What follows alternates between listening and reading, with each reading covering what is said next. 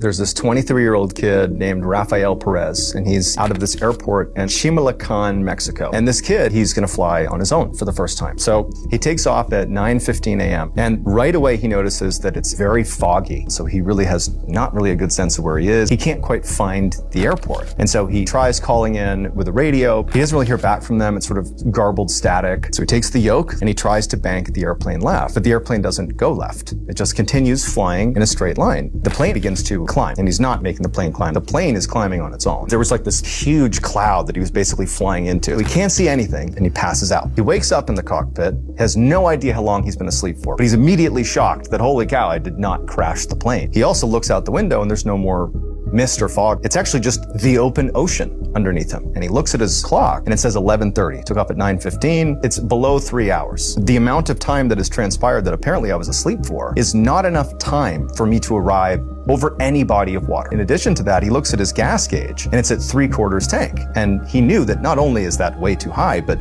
he wouldn't have had enough gas to reach any water body. And as he's coming to like, what's happening here, somebody chimes in over the radio and goes, hey, are you there? And he grabs his radio and he's like, hey, I fell asleep in my plane. I don't know where I am. And the guy on the other end, he's like, hey, this is Carlos. Are you alone in your airplane? And Rafael is like, of course I'm alone. Where am I? And Carlos is like, listen, you're just off the coast of Acapulco. And for the last hour, you've been flying out over the water. He arrived off the coast of Acapulco now an hour earlier. It takes 3 hours to get there. He apparently did it in about an hour and 15 minutes. He lands at the airport in Acapulco. And as soon as he gets off, there's these people in suits that are there to meet him. And they immediately take him and they drive him to a hospital. They drug test him. He's not on drugs. And they also have a psychologist come in and they give him a profile, make sure he's sane, and she determines that he is. And so finally they say, okay, we're gonna tell you what happened. When you showed up off the coast of Acapulco, you showed up on the radar screen of who you were talking to. And he talked to you for an hour while you were out over the water, and it was recorded. And I'm gonna read to you the first thing that Rafael said to Carlos. The pilot is speaking, but not of his own free will.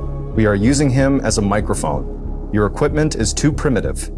It is not important who we are or where we come from, only that we are inhabitants of the same universe. For the next 30 to 45 minutes, the voice being projected through Rafael talked about humanity as the only intelligent species in the entire universe that uses warfare and conducts violence on each other, and you are poised for a nuclear holocaust, and you may be exterminated if this continues.